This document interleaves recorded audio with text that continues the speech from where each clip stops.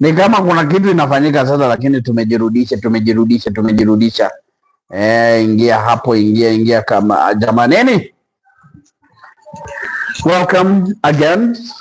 Something happened. I had to end that live stream, so I've started another one. Tell me if it's working now. Come in, join in. We start the conversation.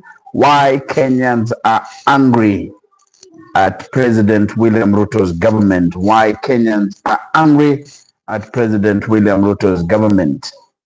Tell me your feelings. Tell me what you think. Tell me what you know. Why are you angry at President William Ruto's government? Ladies and gentlemen, are you there? Let me see, maybe I'm not even. Ladies and gentlemen, are you there? I'm now.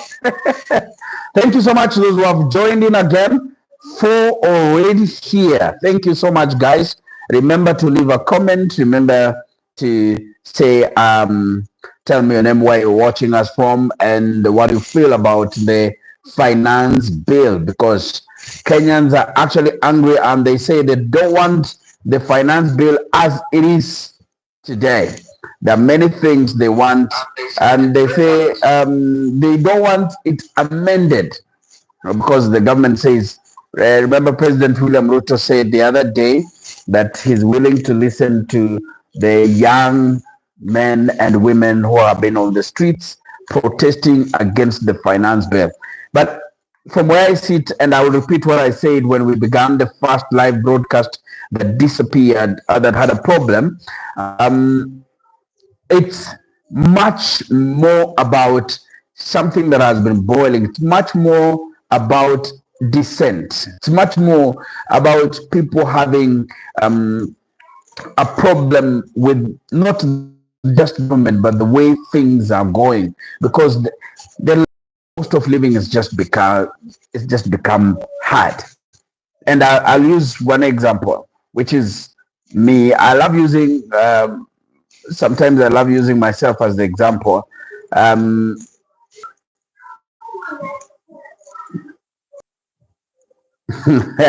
I keep on disappearing, coming back.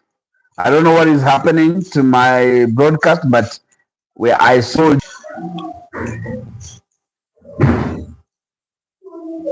kuna kitu inafanyika.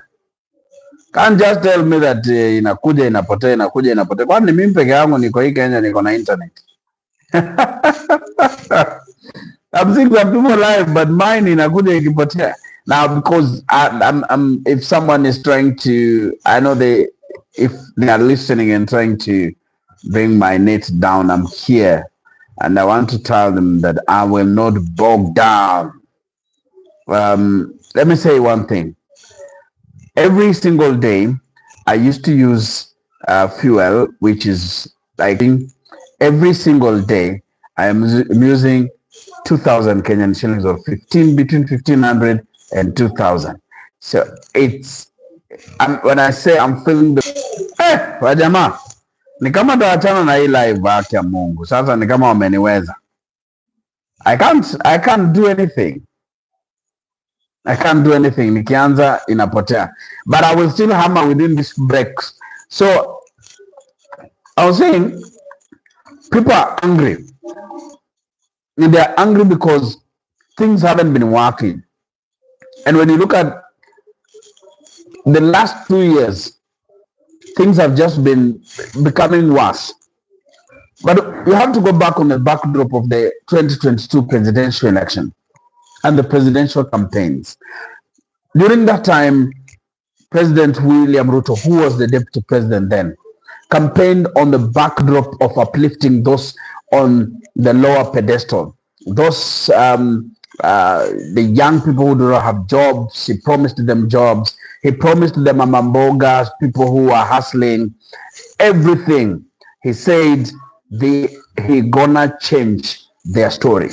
Now, it's almost 2 years, it's almost 2 years since he took over power, but things have been things have been becoming worse. Like Kenyans feel like they're from the frying pan into the fire.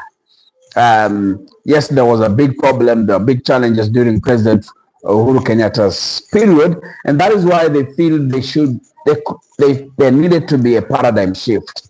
And a good number of Kenyans believed him. Quite a good number of Kenyans believed him, and that is why they voted for him, and that is why he became president.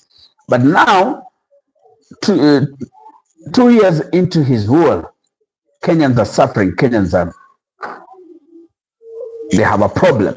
Now, let me tell you one thing that makes Kenyans angry. Some Kenyans who have traveled, they will tell you that when you go to certain countries where taxes are properly used, you find there is a proper transport system, you find their factories working and people are employed. We can't say the entire population, but you cannot compare with Kenya, where we now have the rate of unemployment is quite too high.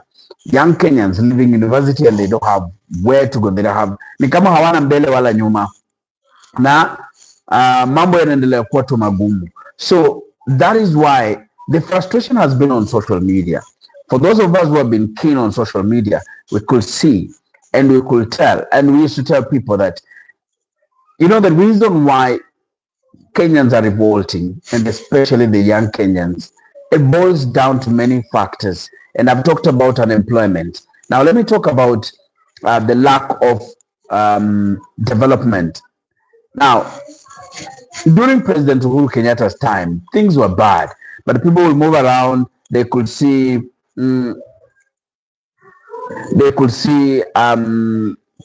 roads being constructed and everything, and sometimes they could just break. There was a lot of corruption, but today people are being taxed and there is nothing. Even the projects that were ongoing, they just stopped, and people are asking what really happened. When you move around, there used to be the Keno Marua Road, it stopped. The BRT, bus rapid transit system, the construction stopped. Many projects that were ongoing were put on hold. Now, Kenyans are asking, why are we paying taxes? And yet there is nothing that is happening, and life is becoming more difficult. Now, the president says that he's trying to stabilize the economy. He's trying to ensure that the debts are paid. But quite frankly, when I look at what is happening in the country, and President Uhuru Kenyatta being a favorite of the US and the World Bank and the IMF, I go back to Moi's time. Those who were alive during those times, and those who understand history, those who have studied history, they will tell you that there was something called structural reforms that were initiated by the World Bank and the IMF. It was about leveling the markets and something like that, opening up the market, because most African countries started to ensure that that they give priority to their own product so that they can grow their companies, their factories, their economies. But when the issue of structural reforms came in, now products from overseas flooded our markets. They were cheap, they were whatever, and so our companies could not compete. When we talk about Rivertex, when we talk about, yes, there was a lot of mismanagement, but one key reason why they collapsed was because they could not compete against law that were coming from all over the world, from Europe, from China, from India, we could not just compete. I talked to one person who is in the paper industry, and he told me that at that particular time, it was hard. Like, he could import paper from South Africa, come to Kenya, pay all the taxes, excise duty, whatever, but still it was cheaper than buying from Pan Paper Factory. So it just became a problem. Most of factories collapsed. When we talk about Pan Paper, when we talk about Rivertex, when we talk about, I can't finish mentioning. So sometimes we just need to tread carefully when dealing with this IMF and World Bank people. As much as we have a lot of debts that we need to pay, some policies they recommend we should be very, very careful with them. Okay, someone saying, I think everyone is putting all the frustrations on this government. Victor Kiplagat. Joseph Nzao Motiso says Ruto must go. Stack says, big fan, thank you so much, Stacks. Joseph Kariuki says, it's better Uhuru. Joseph Kariuki says, hello Enoch. Brother, which economy and debt while he's putting on a belt of 628,000 Kenyan shillings? Maybe it's just his money.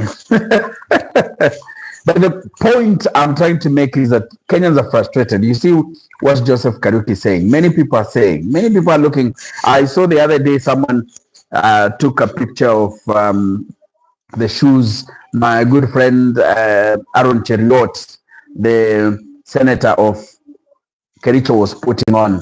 And it was quite a huge, very expensive shoe. So Kenyans are trying to, the frustration is there, and you can tell from each and every post you see, from every comment they say, you can tell that Kenyans are frustrated. Now, when you look at it, someone saying, and Oscar Sud with money in a sack.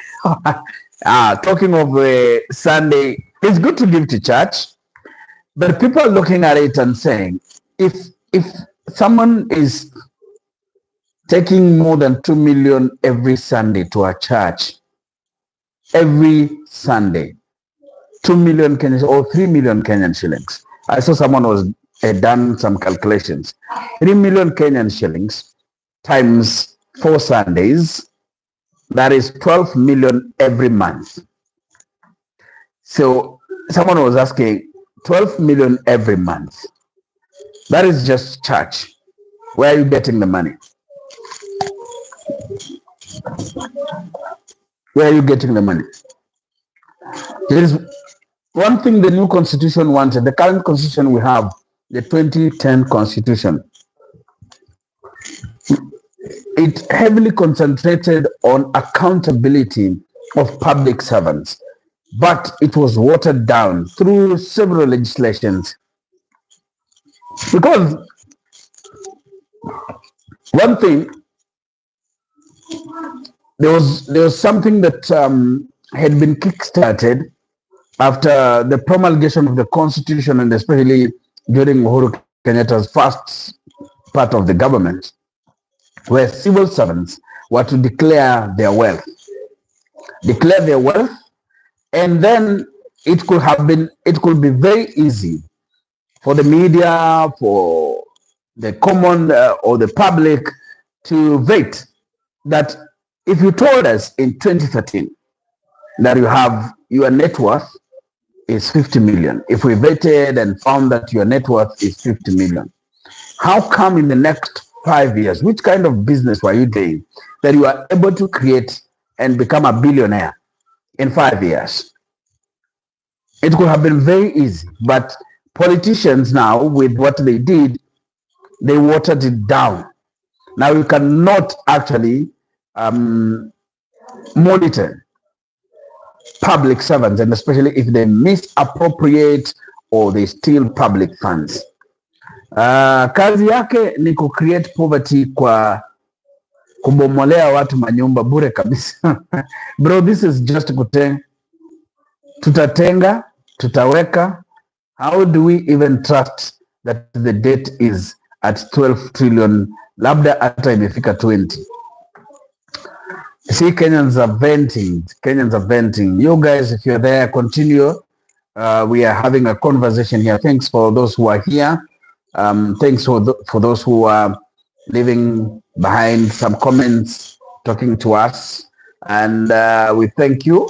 We appreciate the fact that you are here, not just watching, but contributing to the debate on why Kenyans are angry.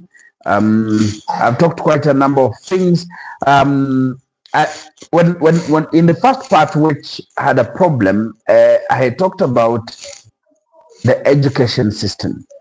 When we look at it, if people are heavily taxed the way we are taxed, why do we still have to pay again lots of money for us to acquire education? Look at countries where people pay the taxes, almost the same taxes as we pay. Almost, yeah, the taxes we pay. It's simple. When you look at it, I've been to a country like the Netherlands, the Kingdom of Netherlands. That country, people pay lots of taxes, but you look at their transport system and you are like, where are we? Okay, but they didn't build their transport system in the 80s, 18th or 17th century or whatever. They built the other day, and it's because people there woke up, went to the streets and told the government, you know what, we cannot sit and see our children killed on the road each and every time. We want roads, and our policies should include better roads, not just better roads, but roads that are meant for the people, not for motorists, not for like just motorists. People like that is asking, Enoch, I'm just curious if most of those who say finance bill is bad have taken time to read the appropriation bill. Okay, let's hear from them.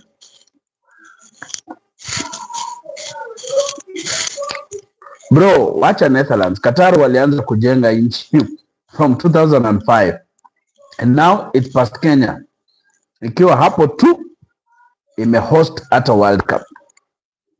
You see, Joseph, it's about prudent use of the resources that we have. Kenya and many African countries have leaders who are just self-centered, have leaders who are just greedy. That one I will not shy away from saying. It doesn't matter who is watching, and I'm glad that I hope they are watching. Because we have leaders who are just greedy at the end of it all. Some countries have fewer resources, but they are better than Kenya by far. A country, like you look at a country, maybe the only resource they have is tourism. But they're doing better because their leaders have chosen to work for the people. But in our country and in Africa, a majority of us, of our leaders, are self-centered. They think about them, their family, their children, and full stop. That is where they think. So if someone steals, for example, money meant for, I normally use an example of a dam. If someone steals money meant for a dam, how many families have you impoverished? Yeah, you have to go back to the purpose or the intention of the dam. The intention. Why was it mooted in the first place? For example, when you look at the dams that collapsed during Uhuru Kenyatta's time, we're talking about like Itare. How many farms were they earmarked for irrigation under Itare Dam? Quite thousands of acres of land were to be irrigated using the water from Itare Dam. But some people decided to run away with the money. Now, how many families would have benefited from the waters of Itare Dam? If we're talking about thousands of acres, how many people or families would have had no problem taking their children to school because they could now produce farm products and take to the market and sell and have money and take their children to school. Today, those families have no such resource because someone killed the project. And it wasn't just one. There are many projects that were killed. There are many projects. I look at every day I drive on Thika Highway. I look at the metallic structures that are on Thika Road now. They're looking like an eyesore. If you drive along Thika Road and you look at a place called between Githurai and Roysambu, there is a place called Kawash. Even the structure was hit by a car. It bent now. You're looking at, in economics, they say we are already making a loss just by those metallic frames standing on the road, and they are not helping because the BRT project collapsed. So we no longer have the rapid bus transport system.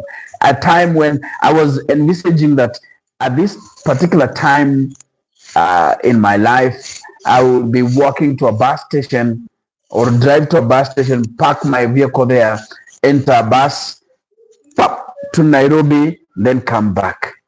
Yeah? But today, sits there. Probably someone who ate some of the money that were meant to pay the contractor. Probably alishaenda nyumbani na Uhuru Kenyatta. Now we are under William Ruto. That's why what we are talking about. Priscilla Zawadi says, usidhani wa Kenya wajinga hawakwenda. Keep like that. How does adding prices of oil products a good thing? Only solution is accountability. The law must work. Most of the countries we refer to, the law catches everyone no matter how. I agree with you, Victor Kiplagat. True, I can testify it is leadership in Africa, but some leaders are trying, like the president of Burkina Faso, he instead bought tractors instead of guzzlers. That's very true, Victor. Actually, sometimes I believe, Victor and Joseph, I love the conversation now we are taking, the angle we are taking, because if Kenyans had money, if all Kenyans were able to do anything they do and everything they do, if you're a farmer, you are getting your money, because people have stolen money meant for farmers. I'm telling you, people stole money. And some people went to Mexico, imported, if you remember the scam, the maize scam, people went to Mexico, imported maize, and came and sold the maize to NCPB. The real farmers now had nowhere to take their maize. Wakaanza kuozea kwa shamba. So you can imagine, that is theft. And I'm telling you, if Kenyans had money, they will not feel the pinch of taxation, so long as their taxes are working. You see schools being built, you see roads being built.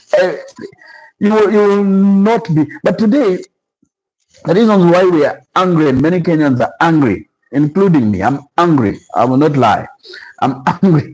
It's because we don't say anything, and we're being taxed. I said a while ago here that many people, and I've looked at many of my friends, and including myself, you look at more than a third of your income disappearing, but you have nothing to show for it. Hii taxes inafaa ikuwe kama venye tunakuanga na loan. Unajua ukichukua loan, when you get a loan, alafu uende utembee Mombasa ukule umalizi, urudi uanze kulipa na hakuna kitu unaona, it pains you sana. It's the same as taxes. When now the government taxes you, and you can walk around and you are seeing you see potholes everywhere. People who are just like, people have no jobs and everything like that. You feel angry. You become angry. And that's the reason why Kenyans are angry. Yeah. If someone tells me something else, I will disagree with him totally, because I'm a Kenyan, and I can feel what Kenyans are going through. Someone says, imagine if we could have institutions to educate our youth and open 2 factories in every country. People have ideas hapa nje. Nataka receipt iko KTN, but najua huwa hauoni news. But listen, brother, I saw the motorcycle Ruto, Ruto Nyahururu 40. I saw the motorcade ya Ruto Nyahururu 40 V8 cars. Imagine hizi vitu sio vits, na hao ni Ruto na DP wake. They are women were in different occasions. Tuzipe 10k fuel tu na hiyo 800. You've raised one, my journey in dairy farming. You've raised one pertinent issue. This thing is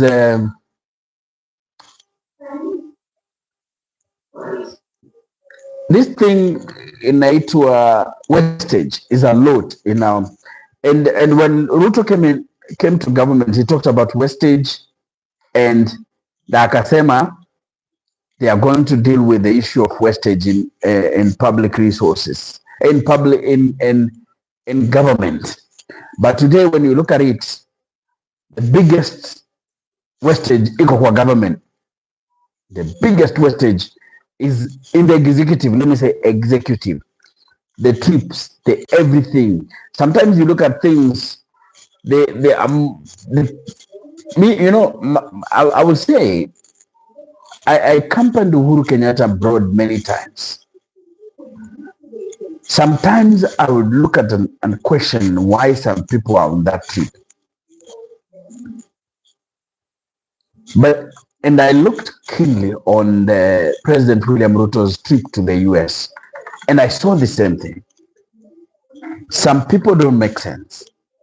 Yes, there are many things that goes on a presidential trip, because there are companies that also go, business people that go to look for deals and everything like that. So I expected, let me say, I expected the number to have reduced, but the number is too high now, extremely too high. And you see, you are paying per diem for these people. Wengine wanajua chenye wanatafuta hivyo. So at the end of the day, wastage inakuwa too much in things that we can avoid as a country. If clearly we say we are struggling as a country and we are raising taxes because we are struggling, I don't see why a presidential motorcade will have more than 40 cars.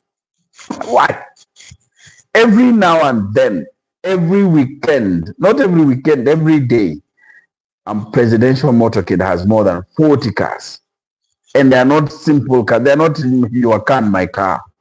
V8, as someone said, Lexus. You know the meaning of Lexus? Lexus means luxury export for the US. It was not meant for Africa. It was meant for the US. Sasa nyinyi mumedandia tu Africa. Imagine the biggest, someone has said, hey, government wanataka watu wakuwe slaves juu saa ile watu hawana pesa na wako na mashida mingi, it is easy to control them. Imagine hata entertainment money, imagine mtoto Turkana anasomea nje, it's a shame. Yes, I agree, Joseph, it's a shame. Myself, I go to those lands of Turkana, to those lands of Samburu, and you wonder why has in the government, we are not 40 years, we are not 10 years old. We are 60 years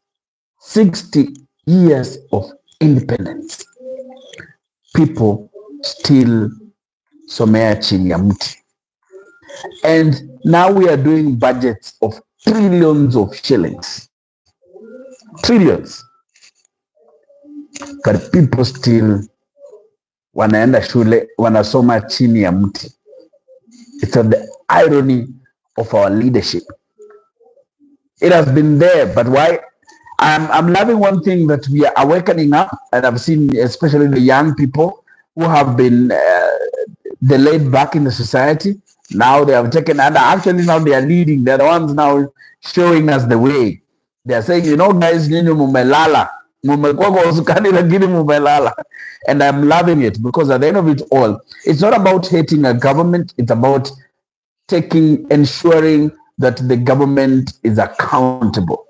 You see, no one hates the government because at the end of it all, the government will be there for now, how many years to come? 3 years. President William Ruto will be president for the next 3 years. So what we want is for the government to do the right thing. The government to do the right. Ulikataa kuleta part 2 ya Al-Shabaab in Garissa University. Part 2 inakuja. Nimeweka saa hizi, angalia, in the next 10 minutes we will have the documentary version. You know, the other one was Maelezo 2, was my story, telling the story of what I gathered from the investigators and everything like that. So, guys, it's been amazing. The conversation continues. I think tomorrow we'll continue with the conversation on why Kenyans are angry.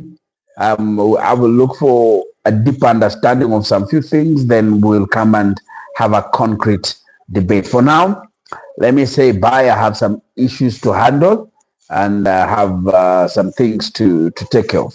Asanteni sana. God bless you. See you tomorrow.